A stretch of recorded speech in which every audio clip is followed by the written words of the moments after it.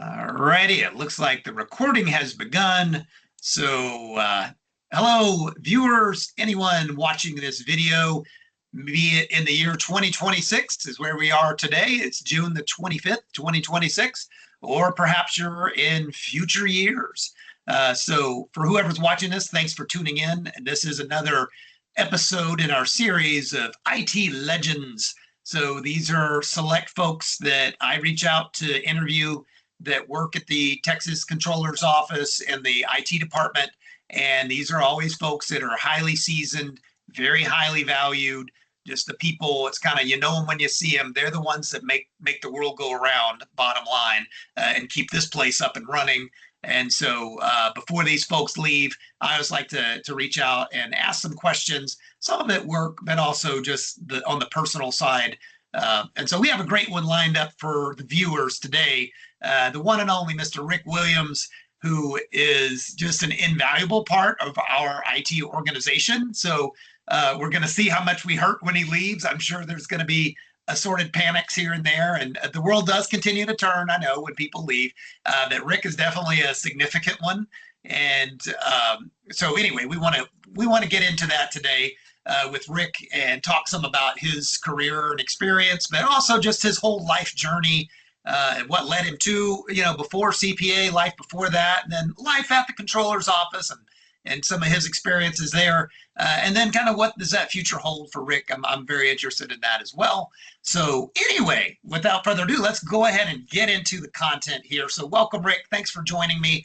And let's go ahead. And by the way, I'm Vince Sellers for anyone watching, and I just like to talk. So here we are again, listening to Vince. But we're going to try to listen more to Rick today and let Rick tell his stories. So we're going to kick it off. And I've got a few questions I'll run through today. But let's start from the beginning of your life and kind of where you grew up. What were things you enjoyed as a kid? Were you a nerd? Were you a cool kid, a jock, all that stuff? I always enjoy that. Where did you go to school and kind of education background and all that?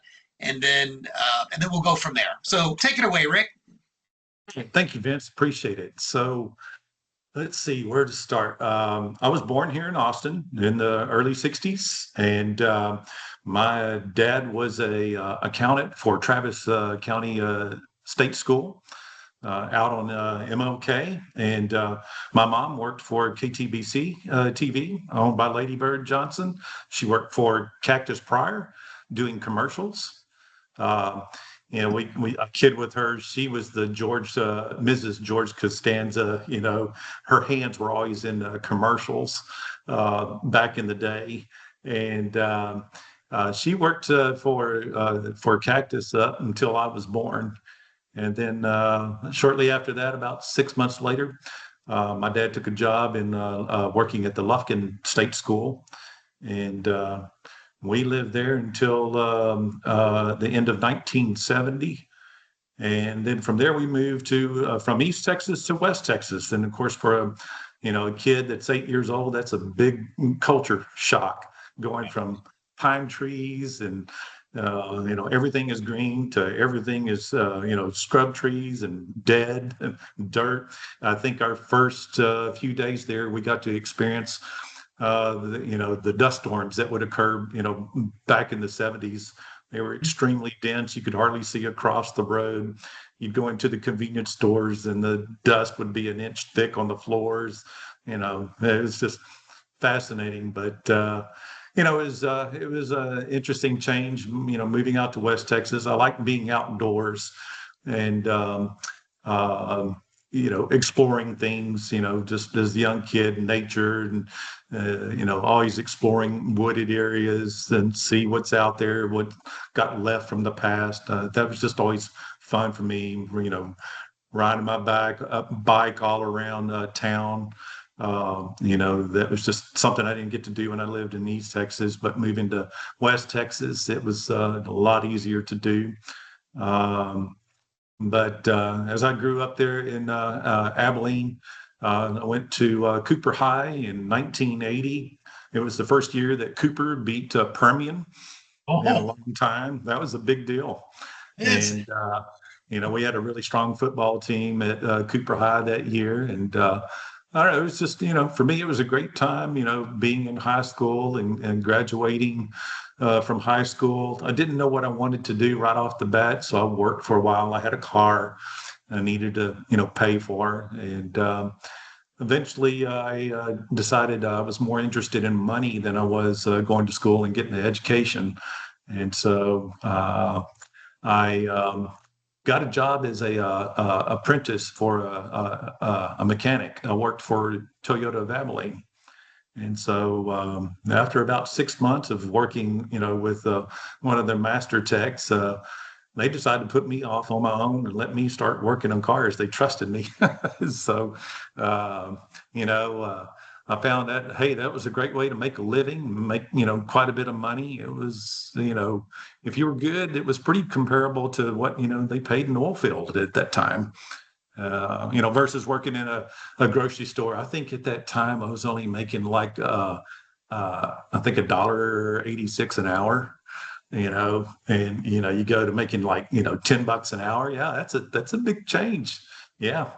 And I did that for a long time. I got really good at it. I was very interested in taking cars apart and putting engines, transmissions back together, doing brake work and so forth. I mean, I could do everything from head to toe of a car. My main line was I worked on Toyota for a couple of years. Then I moved to Subaru, and we had Jeep, and I became an ASE mechanic, and I did that for quite a while.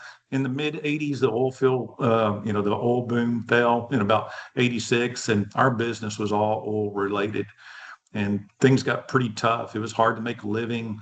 Got laid off a couple of times just because there wasn't any work, so I'd have to go find other jobs, to you know, pay the bills. And then, I would go back to the dealership once work picked up, but it was never really the same after the oil boom fell, like I say, '86. Um, a guy that I went to high school with and was working with me, and he moved to Austin. And he said things were going really well in Austin, and Austin wasn't oil based. So he said, "Come on down." He said, "The work is good." So in 1988, I moved to Austin. And of course, Austin's still a very sleepy little town at that time. And, we didn't have these big freeways now. 183 was, a 4-lane road with a median going all the way out, to Cedar Park, and still Yeah. a blinking light, I believe, at 29 and 183. It's and it seemed to take forever to get out, that direction. But Mopac didn't go north of 183 at the time. That hadn't been built. They were still working on the interchange when I moved here. And Mopac didn't, it tied back into 290/71 South. You didn't have it go past that going on towards William Cannon and on out to Slaughter Lane at that time. And so, and really there wasn't much out south past the river. You get past the river and you make it out to William Cannon, and that was pretty much it, outside of Boston. So, uh, yeah, it was very easy town to move around in and get things done, to go places. But I worked as a mechanic up until about the '90s, and I started deciding, I'm not able to make as much money at that time being a mechanic. It was very tough working for dealerships.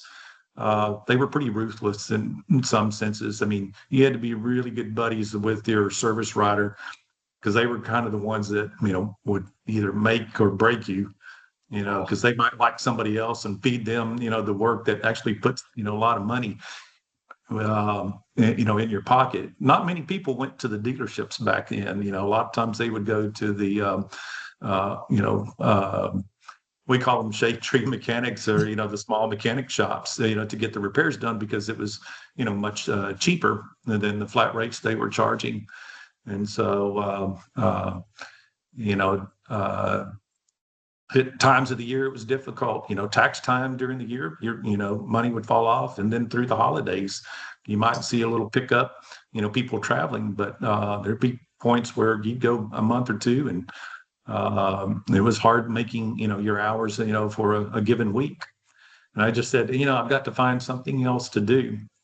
And I think it was probably around 1989. Well, that was in the 90s. I decided to start looking at computers. Uh, Cars had computers, they had engine control units, they had transmission control units, cruise control, they all networked. They would blink codes to tell you, diagnostic problems. We didn't have the fancy stuff they have today, to work on a car. Uh, so, you basically did a Visio flow chart and answering yes, no questions, trying to figure out what was wrong, with the car, take voltage or ohm readings and, try to figure it out. But when people started building some of their personal computers, and I caught my interest, and I thought, well, you know what, that seems like this would be a fun thing to do, and maybe if that pans out to be a job, at least I get to work in the air conditioning. And, Good plan. but yeah, so I took some classes. Novell was a very big thing. It was all about being a Novell network administrator. And if you could break into the business at the time, it's like, yeah, you could make some pretty good money doing that. And so I stepped away from work. I just quit. I actually quit on an April 1st day. They thought it was a joke, but I had a wrecker show up to come get my toolbox, and I said, "This is no joke. I'm gone." And I did that for a little while, and it was very, spent some dollars going to classes and trying to understand, how to break into it, not really having, the context of going in and, they take in a class, they take you through all the, training modules. This is how you, set up a server and set up your environment, establish permissions. But at that time for me stepping into it, I was missing some context for, the background of that, of why you did a lot of this stuff. And I realized that the classes were more geared for people that were already doing some of that type of work, in a sense. And I was having a difficult time finding any type of work, where I could get my foot in the door. So I went back to being mechanic for a little while, but then within a short time, I said, you know what, I've got to make this happen. So I quit my job again and started looking through the newspapers, just trying to find a job anywhere associated with computers. And I ended up getting my first job for working on computers by going to the wrong store where I thought I was going to apply for a job. And I walked into a store and said, I'm here to apply for a job. And they were all looking at each other like, what are you talking about? And I said, well, y'all posted a job in the newspaper that y'all were looking for, somebody to come in and help build computers and stuff. And that's what I'm interested in. And I said, I've, been to classes, for Novell networking and taken some other, classes at ACC. And so they just said, well, we don't have anything. We've already filled our last position. And I'm like, okay. And so I was walking out the door, and as I was just fixing to get in my car, some guy comes running out to me and said, hey, wait, let me see your resume. And I handed it to him, and he looked at it. And of course, this guy was younger than me, and I thought, well, I'm not sure what he's interested in. And he handed it back to me. And I said, all right. I said, appreciate it. And he goes, no, wait. I think we can use you. And so he said, give me just a minute. And he came back to me in about 10 minutes and said, when can you start? And they hired me. And so I got me a part-time job working for $6 an hour, building computers. Wow.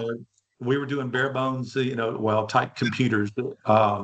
The company was building computers and then selling them to, businesses that were trying to wrap up into, using computers for their day-to-day business. So they would order up, if they wanted a, Intel chip or AMD chip and, network card or whatever hard drive types they wanted. And we build them up, 20, 30, 40, 100 laptop desktops. And box them up and ship them out. And so, that was some of the best on the job experience that I could have gotten at that time. And that really helped me gain more knowledge of, not only installing components, but how to make them work, and then getting a little more into networking at that time. I still ended up going back to school to ACC, and I took another uh, networking class or a server, I guess it was a server class, and learning how to build out an environment.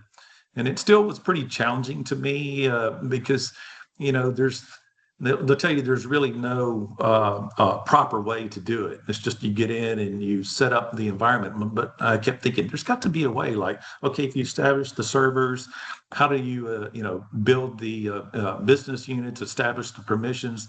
There's got to be a little bit of a process in doing that. And I always felt like, well, I'm the light bulb hadn't gone off.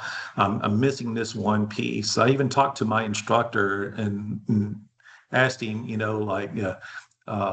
anything that I can do to, kind of help me, get the light bulb to go off. He goes, "You'll do fine. You'll do fine. Don't worry about it." And so at that time, of course, my wife was working in the, as a programmer. She actually worked at the comptroller's office, and she always talked about computers and so forth. And I actually got to know a lot of people within the comptroller's office before I came to work there. And I thought, well, you know what? I would love to go to work at the comptroller's office. I think that'd be cool to be, in that environment and, do something like that. And this was under the Sharp administration. And of course, they weren't hiring anybody at that time. This was in 1997. And so I ended up finally getting an opportunity to come in and do an interview. And I interviewed with a guy named Joe Lateo and Will Burns, who you've interviewed on this. And Right. and I knew Will before I came to work at the comptroller's office. I had met him through one of the Novell classes, and of course through my wife because of where they worked. Sure, sure. Uh, and so interviewed. That was in August of '97, and then I never heard anything Yeah. at that point. I thought, well, shoot, that I was hoping for, that opportunity. I still was working for the computer store, part time, and then I'm pretty sure it was uh, New Year's Eve. And do you know Mark Rutosky? Oh, absolutely. Yeah, Mark called me and said, "Hey, we have this job, and I wanted to know if you're still interested." And I said, "You bet I am." And he said, "All right." And he said, "Well," he said, we'd like to, have you come in." And I said, "Well, I can start tomorrow." He goes, hold on. We don't work like that. He said, but we had to, he was looking at what they offered me at the time. He said, "I think we can do a little better than that." I said, "Hey, Mark, I'll take whatever I can, just to get my foot in the door. Let me come in, prove Mhm. myself, and we can go from there." Yep. So he called me back, in about, I guess after New Year's, and then told me, you'll start. We weren't doing hiring at that time in Mm. the agency. There was no onboarding with the agency on the 1st or the 15th. Oh, really? My Wow. official start date was the 20th of January in 1998 is Wow. when it Okay. started. Yeah. And actually, it was a year before I went to orientation because during that time, I mean, there was nobody being hired. And then, later that year in November, of course, it was election time, and Carol Keaton Rylander at the time, Mhm. she got elected. And then after she came in at the first of the year, they started hiring a bunch of people to come into Wow. the agency at that point. Okay.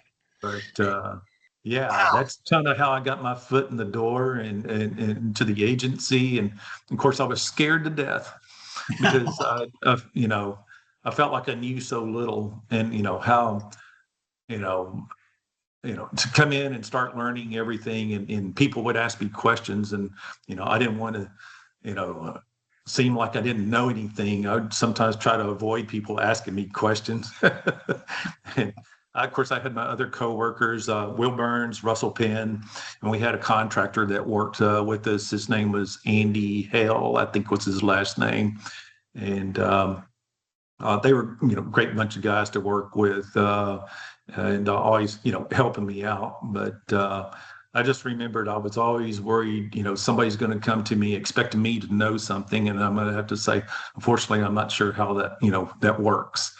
But it was just kind of absorb as much as you can, and I knew it would eventually, get confident and knowing what to do to solve, problems. Yep. When I got to the agency, our computers were 12 years old or older. They were like a compact 286, 386, 486, For sure. which all of them had been built up. The 286, 386 was built up to be at least comparable to a 486, 4 meg of memory, and a 40 meg hard drive, maybe in the desktop, and we had barely enough to install. Let's see, we were running Windows 3.1 and Windows 95, and they were wanting to upgrade to Windows 98. And that was before Ghost or anything. It was all done by floppies. Oh, yeah. Oh, man. At that point. A stack of floppies. And a stack of floppies. And our network environment was Token Ring that was moving to Ethernet. And so some of our areas, it was a little mix between Token Ring, Ethernet, and of course we had the NetWare client to deal with. And that was challenging at times, loading drivers for Ethernet or Token Ring, as I recall. But we at that time in the agency, each division had their own LAN administrators. So each division, had their own people. So Will, Russell, and Andy and I were the support for all of IT. Okay. And like Keith Kirkgard, Jeff Bortz, they supported all of account maintenance. And I think Melissa Honeycutt, and I forget the other gentleman, they supported communications division and the Mac environment. So everybody was broken out into their own divisions at that time. And we had I think 4 servers at the time for IT, plus we had our tape backups. And we would come in every morning and, replace tapes. Plus we had a big old tape jukebox that we would store data in because we didn't have enough drive space on the servers. We had, compact ProLiant servers. And but that was our environment. And of course we were still going through, to run connections, you had punch downs that you had to do to complete a circuit. It was very interesting at that time for me. And of course, all that technology was starting to change. And Y2K was on the horizon. We purchased a bunch of new desktops. I think it was about 200 desktops. We were using MS Mail at the time, and we moved to a product called Simian Email, which was supposed to be a Y2K compliant email. It later changed names to SendMail in there, and then onwards after that, we moved to an Exchange server, and we started using Outlook Express before we started using Outlook in the agency. And so lots of changes, browser wise, and Netscape was, everything was best viewed through Netscape. I was going to ask you real quick, and just to pause for a second, and I've got a couple of notes here, so just to catch up a little bit. We'll go from the browser thing, because I was literally thinking that before you asked. Because when you came in, that must have been about the dawn of the internet era in the world, but maybe CPA was just starting to get into that a little bit. Not even a website for us. I just mean like internet access. So Yeah, I was going to ask if Netscape or even Mosaic. That was the first browser I used, the NCSA's Mosaic, which kind of I think became Netscape and then so on. But Netscape was the first big standardized one. So that's interesting. Was that the first like CPA big browser that people started using? Yes, I don't I remember the name Mosaic. I don't know that we used that widely. I think it was more so Netscape. I remember Right. that was always the icon on the desktops Yeah. at that point. Chrome wasn't around then. You had Google, but you didn't have Chrome. Oh yeah, And sure. yeah, everything was fairly new. It was all about e-commerce, at Oh the time. yes. Uh, you know, so everything was rapidly trying to move, towards the internet, outward facing, business. And again, I was still learning so much and trying to understand how this is supposed to, work in this environment. And so, the I know there was probably some other things we were doing at the time. I don't recall what it was because I wasn't familiar with it. But printing, our printers were old. Um, they were at least 12 years old or older. They were HP LaserJet 2s or 3s, and they had cartridges. So you had a letter cartridge and you had a legal cartridge. They would Right. not hold a ream of paper. But if you wanted to print, depending on the printer type you had to go take the cartridge out and put in what you wanted. I always thought that was interesting. We had Xeroxes, and they were primarily used for batch printing. They had, I guess, some type of a box connected to the back, so the mainframe could communicate and generate, output, to those devices. But they weren't used for regular network printing at that time. It was only the HPs that we were using, as I recall. And once Y2K got here, newer equipment, faster processors, more memory, you know, uh, things worked a lot better. Our securities, at that time for workstations, was uh, not very high. In fact, I know of one time Russell and I and Andy were trying to solve a problem, a driver problem. We were out, searching the internet, vendors looking for a fix, and I came across the site and I was excited. I think I found something and knew how to fix it. And I hollered at our contractor, Andy. I said, "Hey, Andy, I found the site. I think I found the answer. There, go check this site out. It's called anglefire.com." And he said, "Okay, I'll give it a look." And in a few minutes, I heard him back there just cussing at me up a storm. Yeah, dadgummit, Rick, what are you trying to do? You trying to get me fired? And he was just cussing and cussing. And I got up to go see what's his problem. And when I walked back there and on the front of his screen, he had a cascading pornographic site on the screen, and he was trying to shut it down. And Ginger Salone was our director. He's like, "Damn it, Ginger's going to walk back here any minute, and I'm going to get fired." And I said, "Andy, what did you do?" And he goes, "This is that site you gave me." And he says, "This isn't a funny joke." And I looked, he misspelled angle and spelt angel. Oh my gosh, yes. And One letter can make quite a difference, can it? quite a difference, but it was just so funny. It hit the That's, panic in his face, and oh, I he was bet. trying to get the screen to go away, and the cascading windows wouldn't stop. And Oh yeah.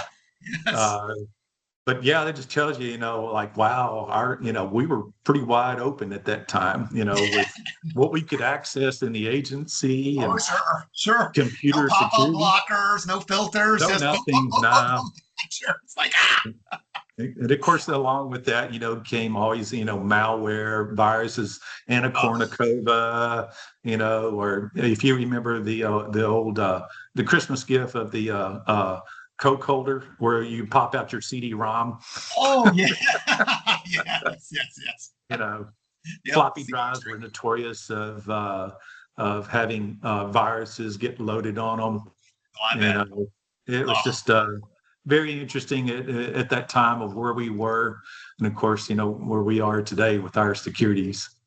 But oh yeah. yeah, that was just a interesting time of our infrastructure and where it was, and then over the years, we started, you know, um, just doing a lot more with our operating systems and trying to get them secured down and prevent stuff like that from happening. That's unreal. Yeah, Back in the day, yep, it was the Wild West, wasn't it? it Man. was. So let me, that's it. And I'm just jumping around a little bit, but let me ask you, as we're going through your career, and I don't want to forget to ask you this because I would trust your opinion more than anyone's. What is your favorite operating system and or least favorite? Because we've been spanned. I mean, I always felt like Windows 7 was like pretty darn good by then. And I don't know, always the new one. It's kind of like the SNL cast thing. It's always like, well, the last one was better, you know. But if you went back, maybe it wasn't as good as you remember. But anyway, I'm just curious. Any particular OSs that stand out as like, yeah, it was pretty solid, or just like, God, this thing was a nightmare. 7 was good compared to XP. Yeah, Things were a lot more stable. Microsoft did a whole lot to, improve the performance of Windows yeah, 7 and its security. But, I mean, we always bash on Microsoft and, what were they thinking, when they came up with some of these ideas.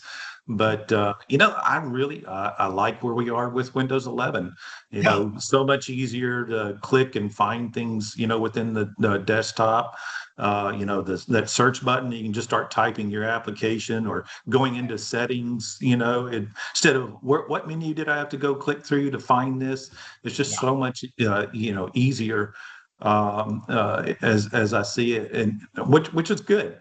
It makes it the better they've made it, allows users to do self-help themselves. They absolutely. start understanding it better, and sometimes when you're bouncing around between the operating systems, trying to remember, well, how do you do it in this version of the OS versus another? Because at the time we had like I think several different operating systems. XP. Let's see. We had Windows NT. We had XP. We are and Windows 2000, or is that Yeah. NT still? Um, Do we and do Vista or do we skip that? we skipped Vista completely. Yeah, that nobody wanted to go to Vista. Oh Windows my, 8 was horrible, and yes. because they I forget if it was the uh, File Explorer. I think they did away with File Explorer on that, Yes, yes, and yes. That's right. That's I right. think a Yeah. lot of people hated that option. But uh, now Windows 11, though, to me, it's just simplified a lot of things for us, especially with responding to troubleshooting efforts. We can quickly find what we're looking for, and not, hey, give me 10 or 15 minutes to figure out what I'm doing here. But Exactly. Exactly. uh, yeah, I was never, my first computer was a Mac, Okay. but, Yeah, I was gonna.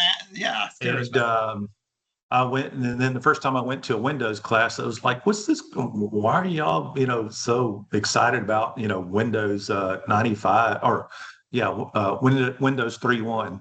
Oh yeah. Uh, because, the Mac was already doing Windows. For years. Yeah, yeah. Yeah. Like, huh. And I didn't understand it, but I had a Mac at first. But my job was working with PCs, so I learned to like PCs. And um, but uh,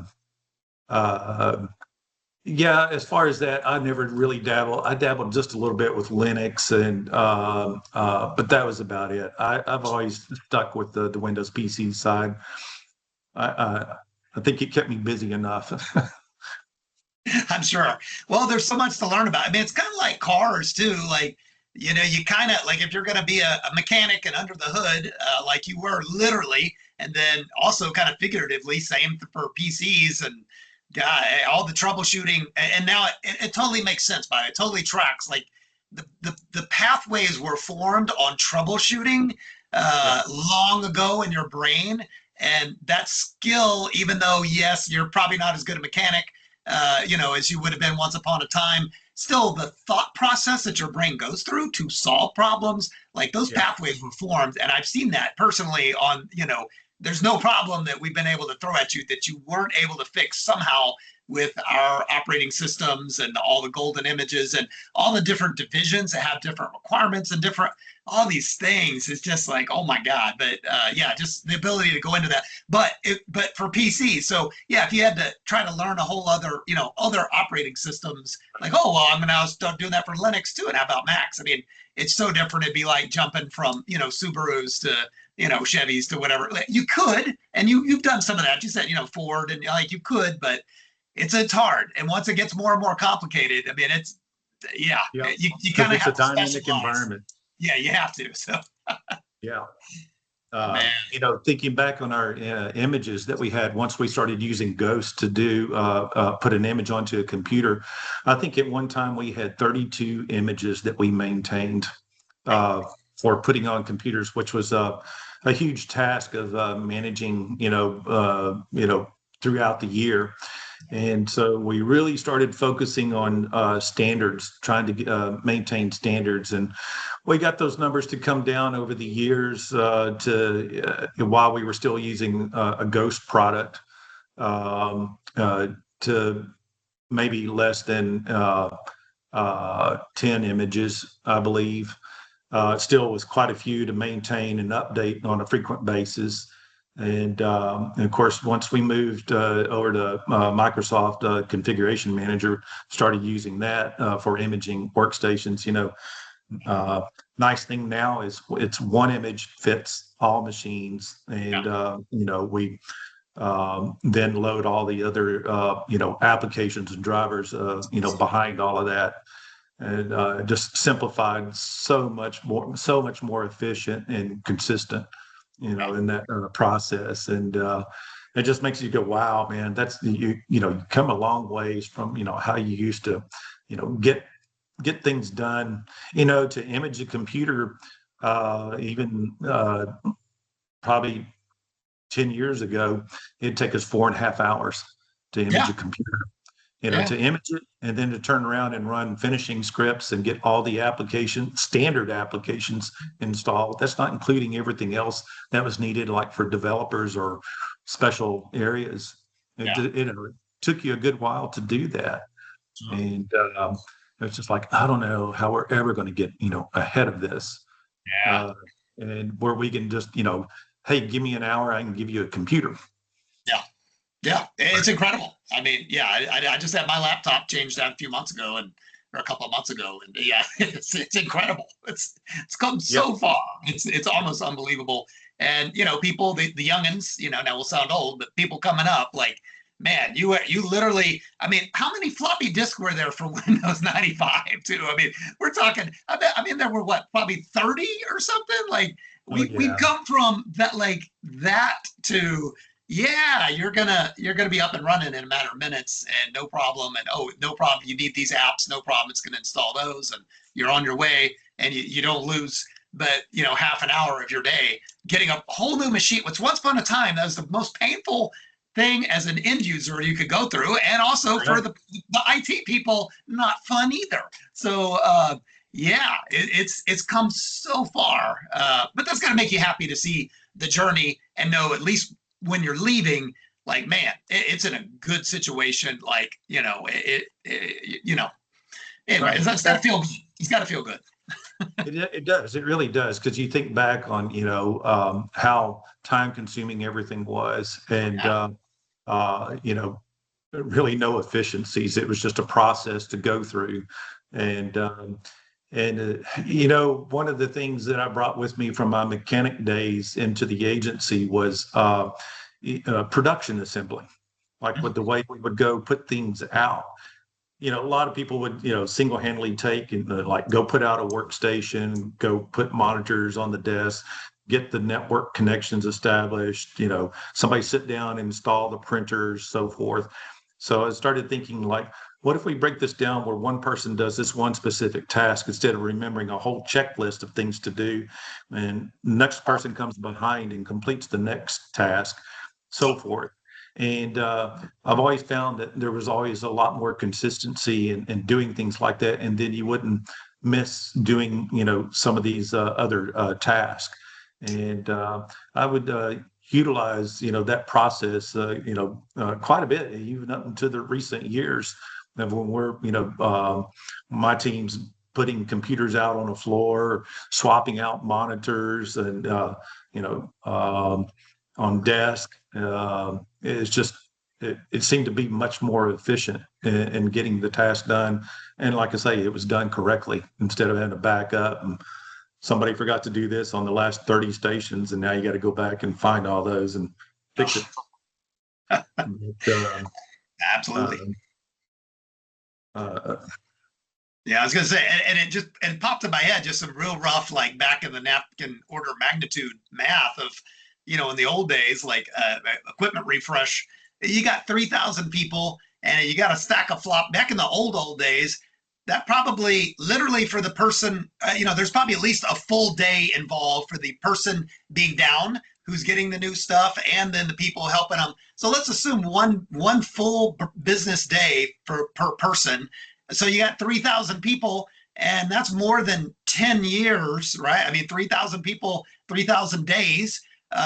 Yeah, less than, we went 250 work days a year or whatever. So you're looking at well over 10 to 15 years for one of actual project time. If you had to put that in a project in an hour, yeah, that'd be 10 years for one person in totality of that amount of time across, spread across the agency. So you just start thinking about that, like, yeah, I mean, we have lots of things we do, and AI is going to do this and that and make it more efficient and stuff. And you're like, yeah, well, we chopped that 10 years down to, practically hours, I mean, yeah, yeah, it's just interesting when you step back, like what a freaking journey. I mean, we've gone from like walking to flying. Like it's incredible. it is. It really is. And of course, understanding the importance of it too is that, uh, I mean, people need their computers to, that's the tool they use to do their work. And if they're not doing their work, then there's other dependencies on their work not being done. And so Yes. when we can, certainly cut that down and say, just give us an hour of your time and we can have you up and running and at least 90 to 95%, functional. That's pretty good at this, day and time.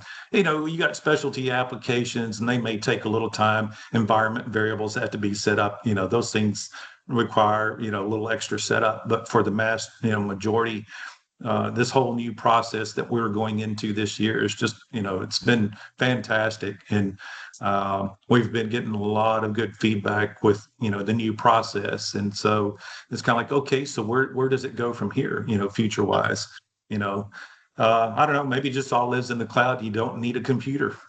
Maybe. Yeah, you, maybe. you log into an account on the web and there's all your information and that's all you need, Yeah, well, it could be, but that takes up AI resources that can be used for AI. And that's where we are, ladies and gentlemen, in Yeah. 2026. It's all about the AI.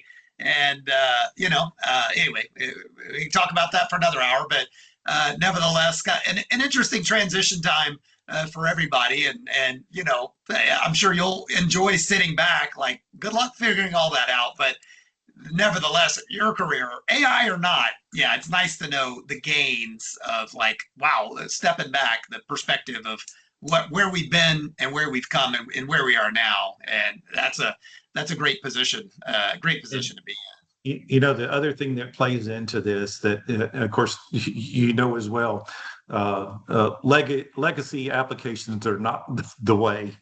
You, in. you cannot rely on legacy applications. You always need to be focused on modernization, with applications and processes. It's a Yeah, dynamic world. It's constantly changing. And so the more that we got on board with being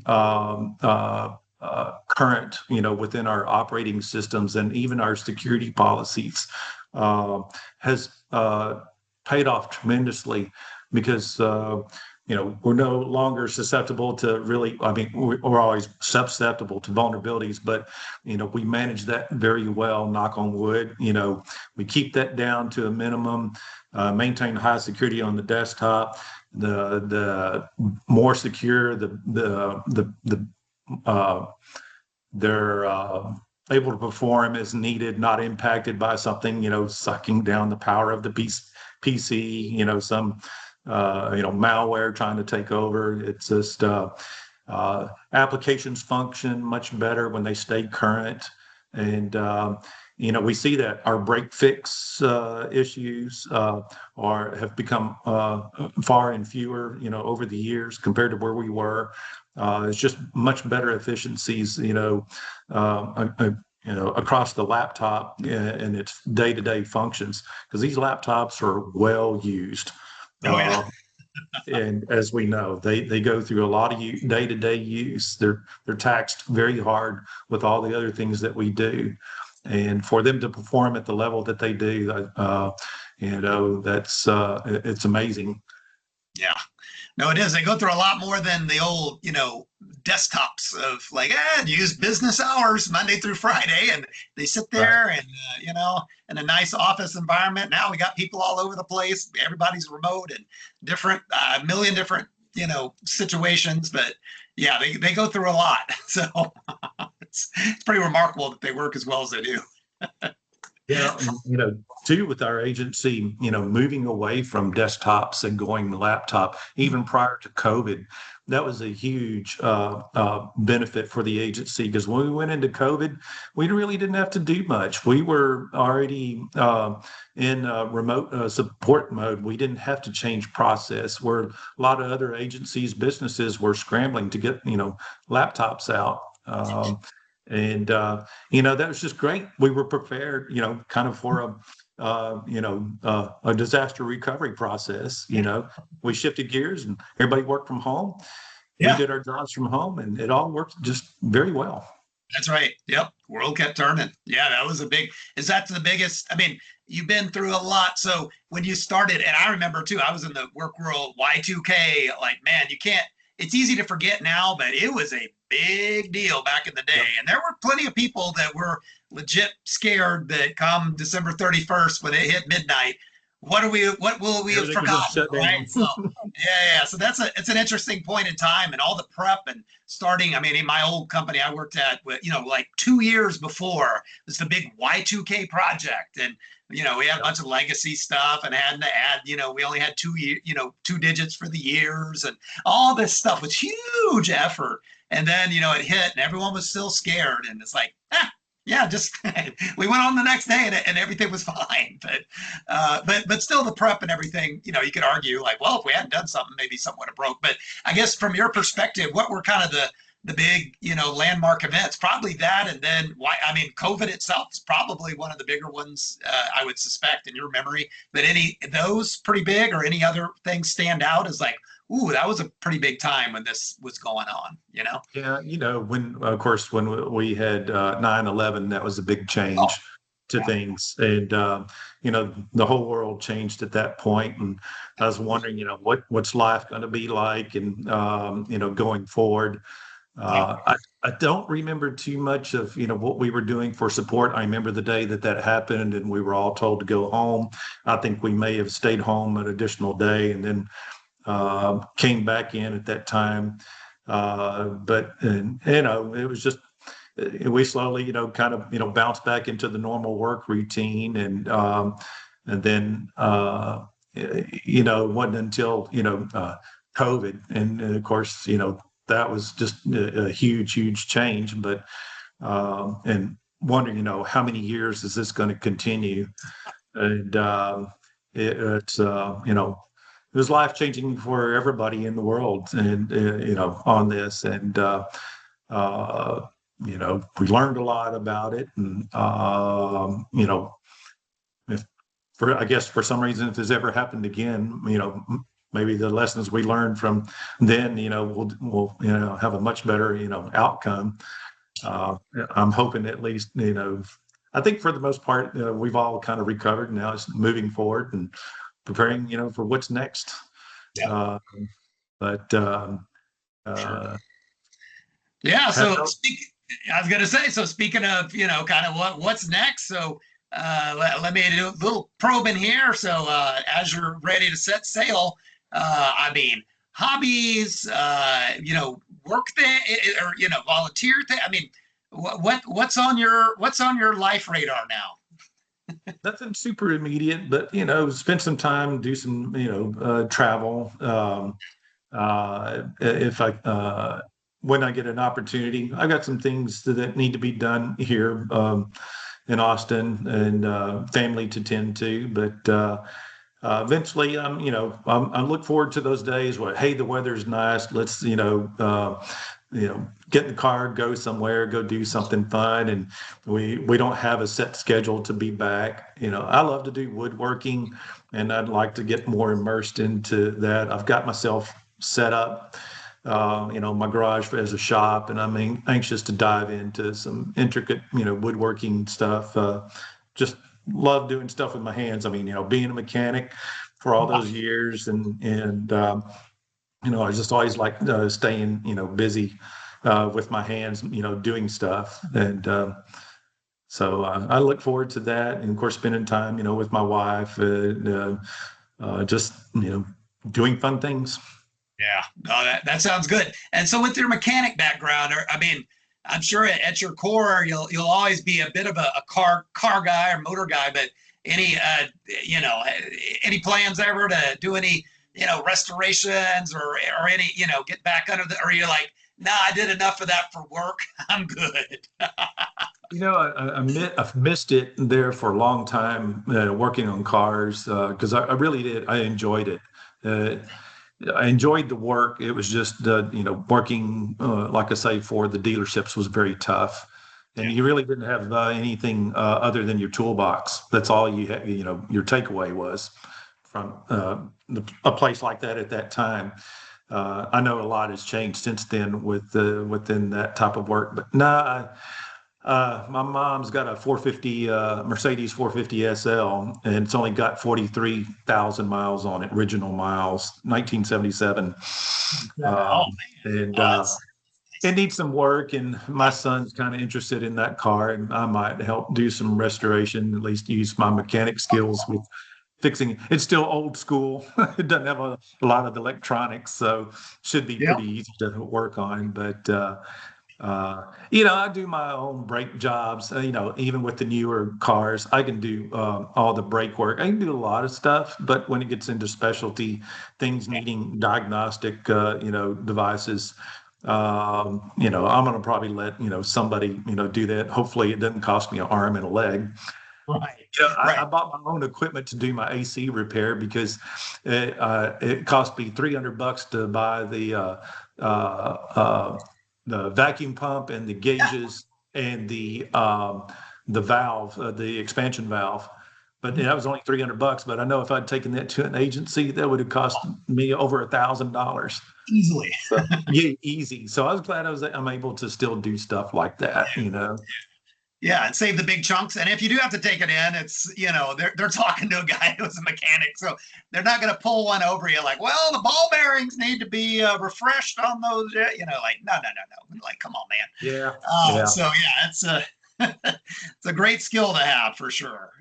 But yeah, no, that's good. That's good. Um, well, as we kind of wrap it up here a little bit, I guess let me ask, and I may have heard a little bit about, I know you're like stay current kind of on things with, be it, legacy stuff and everything like, but what, just in general, do you have any advice for, if you had the incoming, the poor souls who are just beginning their whole career in this era of complexity and AI is doing all this stuff here and there, and but knowing your background, and by the way, let me just do a quick aside of like, I don't know if there's anybody more Texan than you that I've ever met. I mean, I'm from Texas, born and raised, but I mean, from the Austin thing and the Lady Birds, TV station stuff to, I mean, and your parents, your dad working, here, and then he's Texas. Yeah, yeah. And then let's give a nice dose, then on to Abilene. So Lufkin, Abilene, I mean, you don't get more Texan than that. So I applaud you, sir, in your Texasness. But nevertheless, I got off on that a little bit. But anyway, for these poor people coming in, I mean, lucky ones, so if they're coming into CPA, still a great place to work, I think. And I think it sounds like you two have definitely enjoyed your career here, and you stayed here. You wanted to get your foot in the door, and you stayed. And look what you became, and did from probably a scared early young guy like, oh boy, what I get myself into, to Right. leaving from getting stacks of floppy disks to, yeah, we're good now. It's stuff's just, it's all ironed out. So anyway, future incoming generations. So what would you tell somebody that's just about to start at CPA, or somebody in the IT world? Like, what's your advice? Yeah. Come in, be enthusiastic, learn your job, learn it well, and learn more than just your job. Learn everything else that you can. The more knowledge you have, more valued you become, in your job. And the don't worry about how long you have to do it. Just do the job. Just come in and do the work and show that you're here. You're dependable, and uh, that will pay off. You're going to get recognized that, hey, I can depend on this person. I want him to do more, and you get delegated more responsibilities.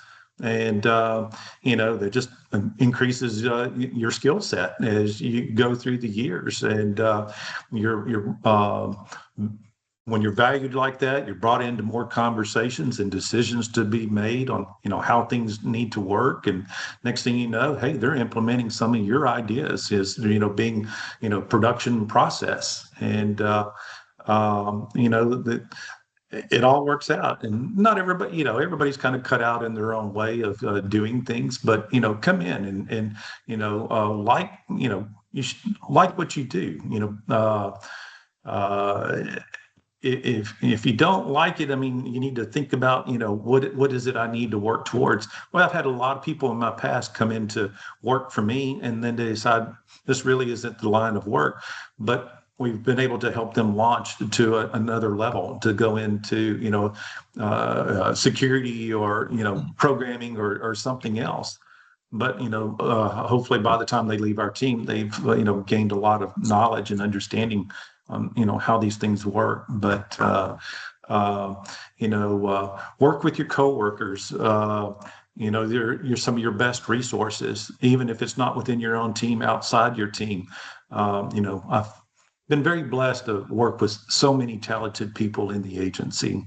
Um, they've helped me, become a success at CPA. And, I really appreciate that, them willing to share their knowledge and help me along, or fix my problems, that I didn't have the knowledge, but at least I found somebody to, help me get these things done. But those are going to be, your other, great assets, within the agency. And, it's, it goes both ways, for everybody. And always show your appreciation, for the things that people have done, tell them, thank you, I really appreciate the effort. I know you had to take time out from your day, but, be very appreciative. It goes a long way. It does, spoken like a true Texan. I mean, politeness and being, appreciative, all those things. But no, those are great words of wisdom that anybody can follow. And again, people starting out, I know it can be scary. Nobody's got everything figured out, especially on day one. I don't care what your background is, how many classes you've had, or whatever.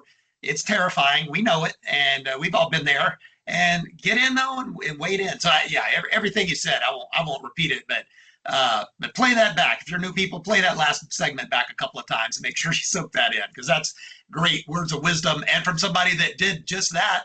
And if my math's correct, 28 and a half years or something, roughly. Right. Yeah. Right. So boom. I mean, 20. And does that surprise you too, to hear that when you step back, like, man, from walking in that first day, 28 plus years, wow, and retiring? Did you imagine, like, this is going to be my retirement? I'm going to serve a great career. Like, I bet that's shocking to you. It is, because, I never worked anywhere for more than 2 or 3 years. It never really felt established. But, I came in, like I said, I came in here and got busy and just started, learning everything I could. But, I love the job. I love being around the people. And, they made it worthwhile, to come to work. Yep. I couldn't agree more. yeah, it is a job. We do taxes. I mean, when you're a kid, that didn't sound fun. Working on cars, that sounds cool. But at the end of the day, yeah, it's a lot more than that. And we know it, and we know both of us been here for a while. But yeah, you 28 years. So man, congrats. It's an incredible career. So let me just congratulate you. So before we end the recording, any final words or anything else you wanted to say? Anything I didn't ask you? Just anything on top of mind? And nothing else at this point that comes to mind. I will say one other thing real quick, though, that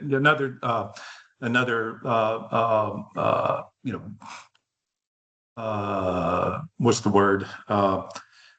Nice thing to hear is even working with people outside the agency in personal business, and they ask where you work. And when I tell them I work for the Texas Comptroller's office, I can't tell you how many times I've had people tell me, "Oh, y'all have such great people. They're very pleasant to work for." My husband has a private business, and your folks there are always so helpful. And those are great compliments to get, even in the taxpayer side, that they recognize the the quality of the work that's done within the comptroller's office, and that's just always a good feeling. Oh, absolutely. And it almost surprises me. We're doing surveys now for, when people are done filing their taxes and like 83% are fully satisfied with their whole experience. And I mean, I'd like to have 100% or, but Yeah. These are people that just had to pay taxes, so maybe not the best. We didn't send them. We're not the lottery commission where we paid out their winnings here. It's the reverse. So, but no, you're right. It's interesting that for, who loves the IRS, that kind of stuff. I mean, we're kind of the IRS for Texas, right? But we are what we are, but we have a job to do. And I think that your words are very are right on point. And it's nice to be able to take pride in your workplace, and even one that you wouldn't think is not going to be a favorite of the people. But it turns out that people understand we've got a job to do, and as long as we give the best service we can, be that internal, like you always have, and then external to our taxpayers, yada yada yada, then that's what we should be doing, and that gives me job satisfaction. And obviously, you've had that. You've been here 28 years and didn't jump ship. And so we must have done something right. It must have been something of a good enough culture that you stuck around. So, but that's our win, our loss too, that you're leaving. But I know everyone's very happy for you, Rick. So thanks again. Thanks for doing this interview though. And congratulations on a great 28 plus years. And I guess with that, thanks audience for tuning in, and we'll end the recording at this point. Thanks very much, and tune in for our next episode. Who knows who's going to retire, but bye-bye. Bye.